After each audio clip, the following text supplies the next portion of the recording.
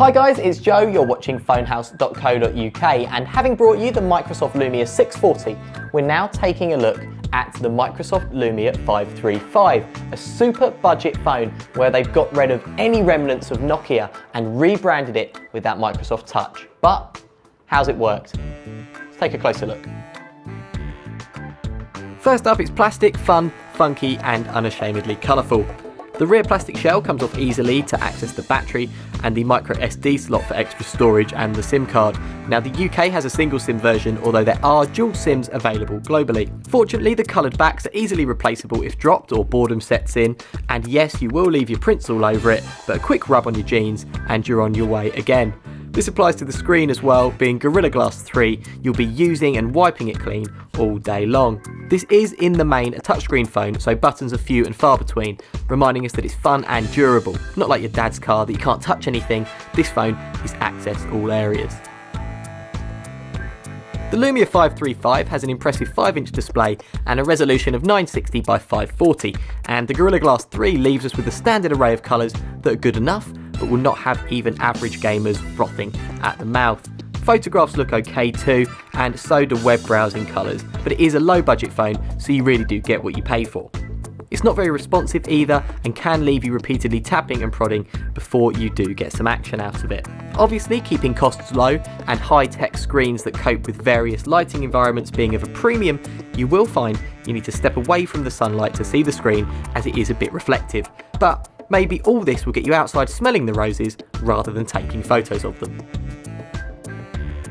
Windows 8.1 is provided here, as with all of their smartphones, and if you're familiar with the territory, it will take no time at all for you to work it out. It gives you OneDrive and the full Microsoft Office suite for you to use if you can't get to a PC, and you can also customise your tiles for a fully personalised layout, while Action Centre keeps you abreast of all your notifications so you don't miss a thing, even though it is very, very simple to use. You also get Cortana, which is Microsoft's version of Siri and is easy, fun and reliable to use. It's launched from home or via the search key, and here are the services it can offer. It can work out a song and artist for you, just like Shazam, gives you the latest news stories, and you can have a chat with Cortana by clicking the microphone. She can set alarms, reminders, and no matter where you are, she can link in with your maps, so she'll know just how to find you if you're lost. After a while, you completely forget you're chatting to your phone, and there's no dip in quality between the 535 version and the more expensive Microsoft handsets.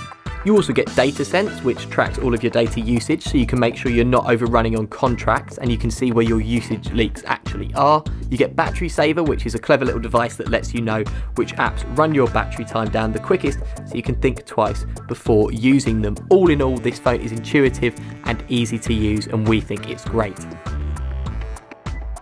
As with its siblings, the Windows 8.1 isn't short on decent specs for this affordable package, and we're pleasantly surprised once again.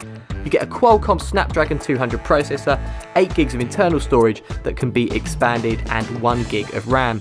And although Windows are still not providing anywhere near the same level of apps as Apple and Android, they still have Instagram, WhatsApp, Facebook and Twitter, so for your money, not bad at all. However, the apps themselves aren't really of the same quality.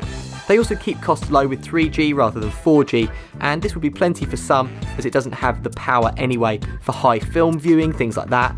However, one sticking point is the fact that you're compatible with 2.4 GHz Wi-Fi networks only, so you will be limited and web pages can take a bit of time to load.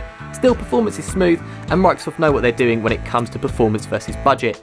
You do glide around applications and software, proving that they do make sure the software works effectively.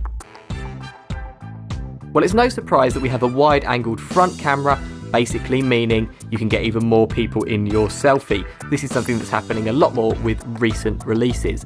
Both the front and rear lenses have 5-megapixel sensors, and the selfie settings again let you play around with your beauty, so you can improve on your looks before posting them to social networking sites. Handy.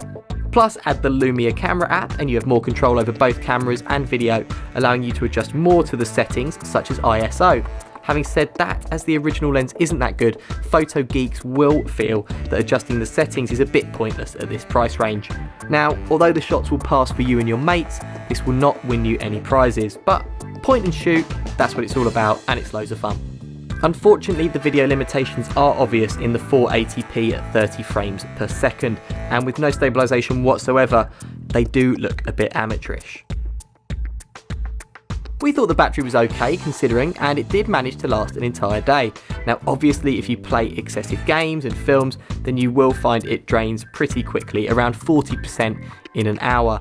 There is a battery saver app which we mentioned earlier, which will help you work out the best routine to save power. The Microsoft Lumia 535 is a fun, colourful, smooth running and durable Microsoft smartphone that again, you wouldn't mind getting a bump or two, and there's a lot to love in this starter smartphone.